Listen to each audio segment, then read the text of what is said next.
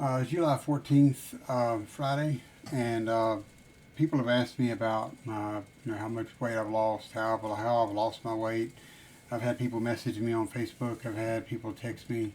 Had people message me on Snapchat, and I'll just tell you, I mean, I did have gastric bypass surgery on May 31st. I was really nervous about it, um, but it really wasn't that bad, except for the prep for it. I had a 10-day liquid diet. Then I had liquid diet for about 2 weeks. Then what they call full liquid, and then that was another 2 weeks. And then I had something else for another 2 weeks, and now I'm on to what you call an in quote regular diet. But I can only eat stuff. I can only eat portions like this, very very small portions. I had the surgery not particularly for weight loss, but for my reflux that I've got. And I mentioned this, I believe, in the first video I did. But I did, just be honest. I was heavy. I'm not going to be specific about how much I weighed, but I have lost 65 pounds and I'm down 4 pant sizes. But um, it has been difficult, and just to show you some images of what I did look like. If you look at this picture here, you see my face, how round my face is. You really can't see my cheekbones. You see just a round face. Um, it's not very slim. And today you can see my cheekbones. Another picture here. Um, you can really see my gut there. I had what you call Dunlap disease.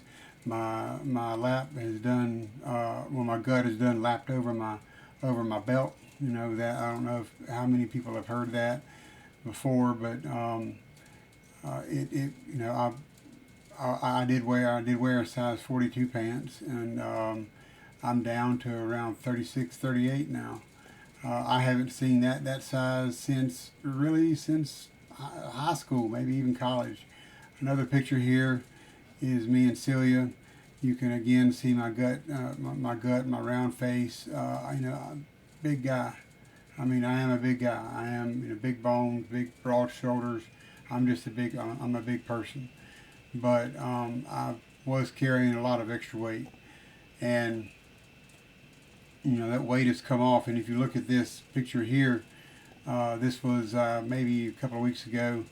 That's actually a size 40 waist pants that I'm wearing there, and I can actually stick both arms down on each side of those pants, and that's just how much weight I've lost um, since my surgery.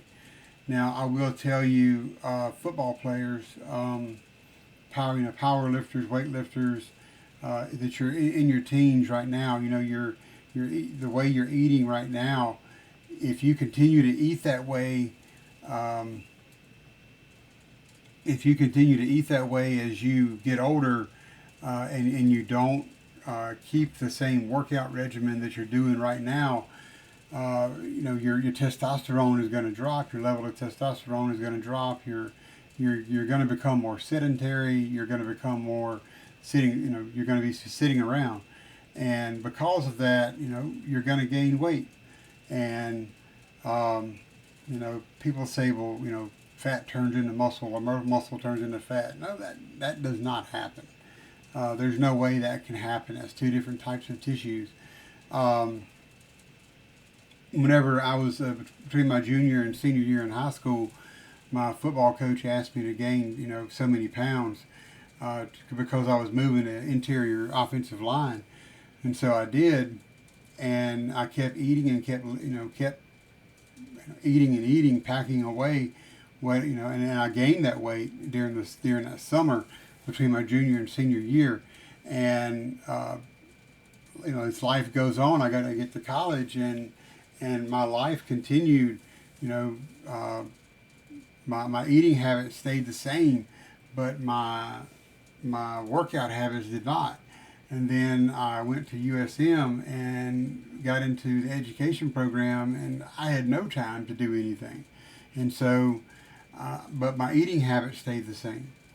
And so, as I continued, my muscle atrophied, which means you lose muscle, and I gained fat, and so you have your BMI, your body mass index, and that's how much your fat to muscle ratio is, and how much body fat you've got and stuff like that. Well, mine was not healthy, to say the least. I did lose weight back in early 2000s. After Eileen and I had gotten married, I was coaching. I wasn't eating as much. My life was not sedentary. I was moving around a lot, and so I lost weight. And then I became a youth pastor, and my eating habits stayed the same, and I gained weight and gained weight and gained weight. But it is possible, for you to lose weight. Um, if you get into a healthy lifestyle.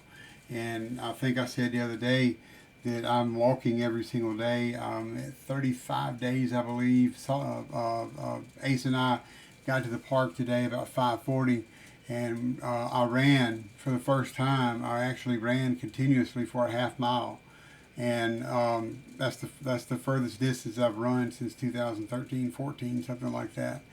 And very proud of myself for that. It wasn't easy, but I did it, and I'm determined to just keep losing weight. What the weight I want to get down to is between 210 and 220, and I've got about 20 pounds to hit 220 right now, and it's just it's one of those things where whatever you put your mind to, and you football players, you athletes, take care of your bodies. Take care of your bodies. I could go on about the numerous surgeries I've had because of different sports and stuff like that. I broke both my ankles playing basketball. I broke my wrist playing actually intramural softball in junior college. Um, I've constantly had neck problems. I've had 3 neck surgeries.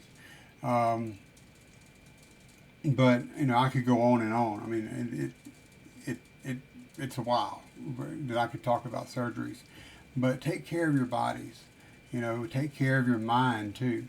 People talk about physical health all the time, but what we need to talk about is our mental health, because if we're not mentally fit, how in the world are we ever going to be physically fit? So that's actually a topic for another day. I hope y'all have a great day, great rest of your day, great weekend. Be safe in everything that you do. Be smart in everything that you do, and just hug your family, love your family. Because I've said this I've texted it on Facebook, put it on Facebook before, but I've never said it, that the sound of the ticking clock is the sound that the sound of the time that you'll never get back. The sound of the ticking clock is the sound of the time that you'll never get back. And it's crazy, but that is the absolute truth. And I hope y'all have a great weekend. Y'all have a great rest of your day.